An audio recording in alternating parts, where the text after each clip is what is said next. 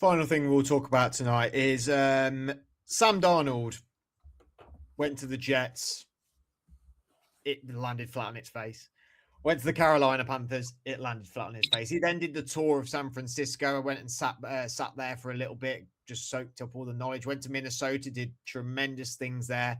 Has gone to Seattle and is now in the Super Bowl. And that is, I mean, what year was he drafted? I'm going to click. I went to kick on his name. 2018? I was going to say 17, but that might be a year early. I think Adam might be right. 18. Yeah. Oh. I just didn't want to go with the same. As soon as you said it, I knew you were right.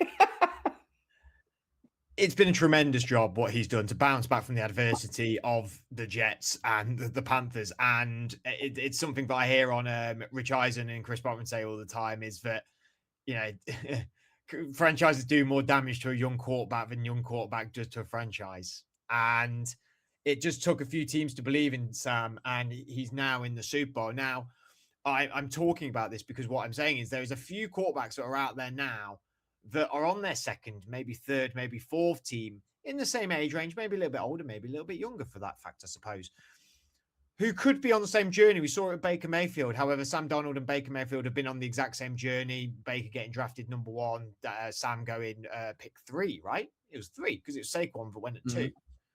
And who do we think around the league is going to have their next fairy tale Sam Darnold story? I know Adam's got one right off the bat. It gives me and Sky a moment to scarp around a little bit. Well, I've got 2 that I could go with, but I mean, so I think that there's a reason that this has happened for starters. I think the reason behind it is, firstly, he's gone to an organization that is an absolute mess and has always been a mess in the Jets. And obviously it's like he's moved on and he's ended up at the Panthers, which is another organization that has been a bit of a mess recently as well. And then he's turned up in San Francisco and he's actually got himself a head coach who knows what he's doing in an organization that knows what it's doing. And ever since he left San Francisco, he has consistently gone to other teams that have all been part of that coaching tree. So he's ended up at the Vikings, Kevin O'Connell. Now he's at Seattle. Clint Kubiak was at the 49ers for a bit. And it seems very much like it's all about this coaching tree. That's what seems to work. And a lot of these guys, they seem to be able to go to these places, to better organizations. And that's what makes the difference. So the obvious one, for me anyway, is Mac Jones. And that's not saying necessarily that he ended up being drafted by an absolute basket case of an organization, because I don't actually think that the Patriots are, but I think at the time it was a bit of a mess, wasn't it? With the end of Belichick and all that. So it was a bit of a mess. But he's now had time, and you know, we've been saying he looks this season when he came in for Brock Purdy, how many people were coming out going, just looks the same as Brock Purdy? You know, it didn't look any different. And I think having that, and you've got to think that he's now going to become a pretty sought after free agent this year, given how poor the quarterback class is in the draft. And so I think because of that, he's got a very good chance of being able to. You would think, I think it's going to be very difficult for anyone to do what Sam Darnold's done, but I think he's got a good opportunity to end up hopefully in an organization that is a decent one and knows what it's doing through the coaching tree of Kyle Shanahan, and be able to sort of do a similar thing to what Darnold has done. I mean, I don't want to say what organization do you think that is, because I feel like we're just going to go, well, our quarterback should go there. I'm going to plant your flag for you, Sky, because I know exactly who you've got in your brain. Go on. Trey Lance. He's back. My boy. You love Trey Lance. You love you some. I do.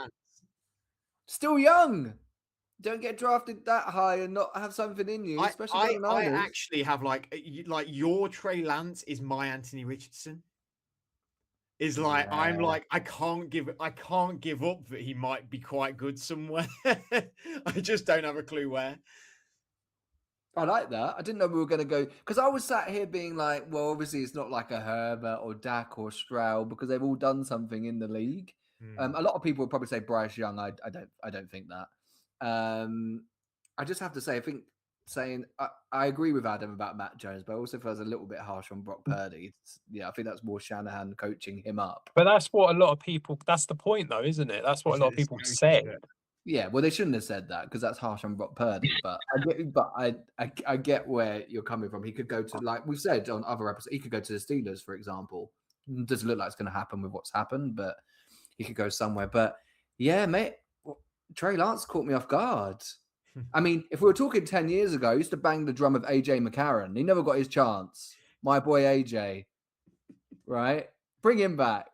There is a lot of things that you say, but I am like, I've never heard anyone say that. Dido being one of them. AJ McCarron is not one.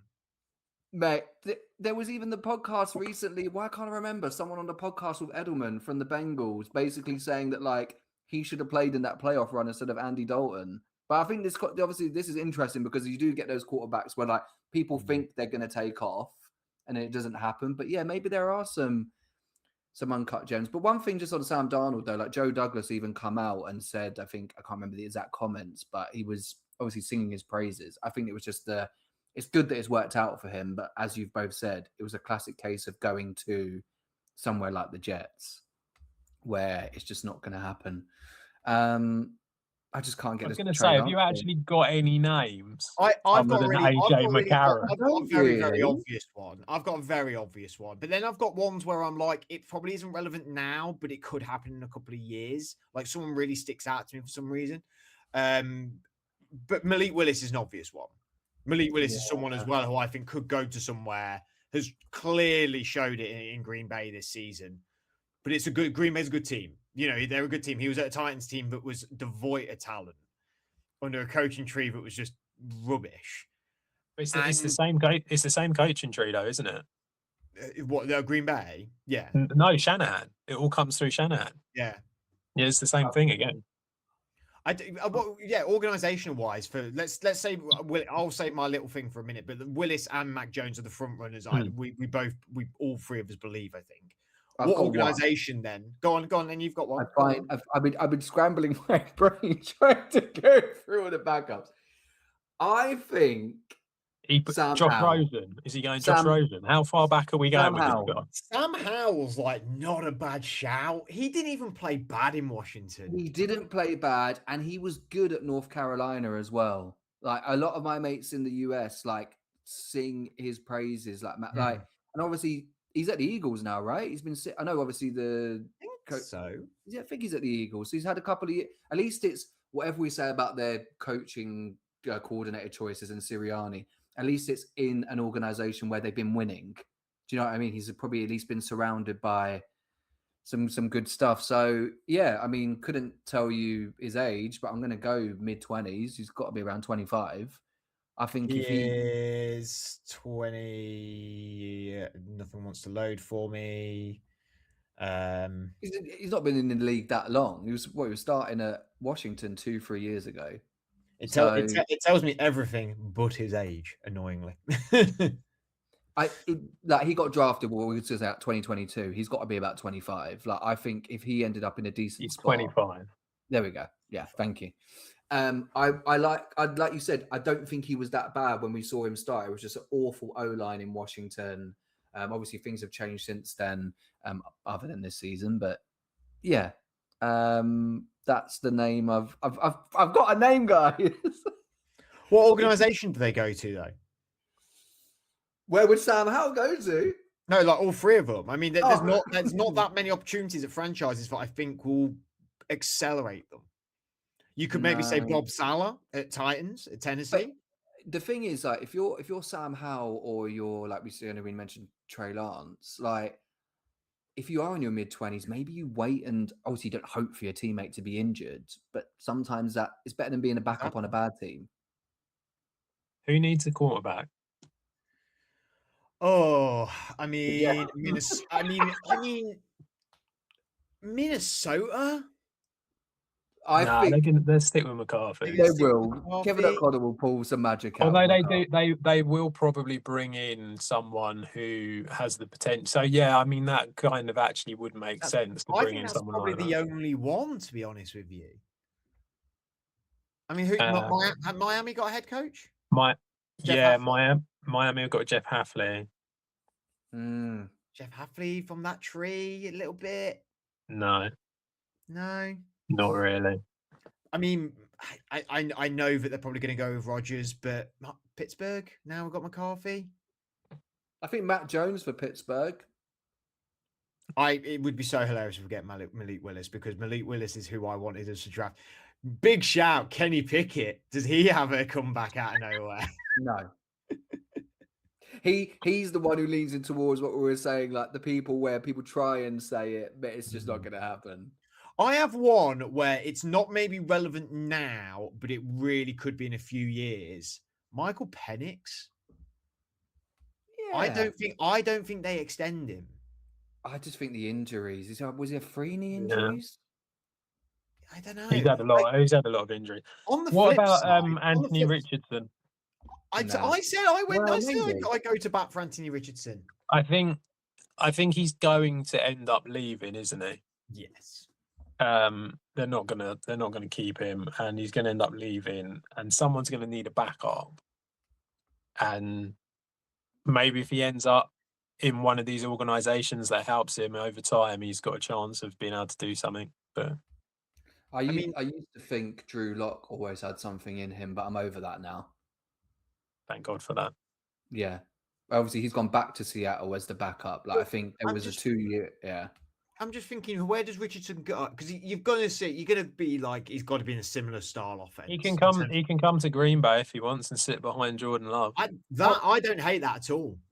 We've missed someone. I don't think it would happen. But what about Davis Mills? Mate, actually, after what he did this season, Adam, that's a shout. You got to admit. Yeah, I don't think so. You just don't want to say it because I said it. I don't.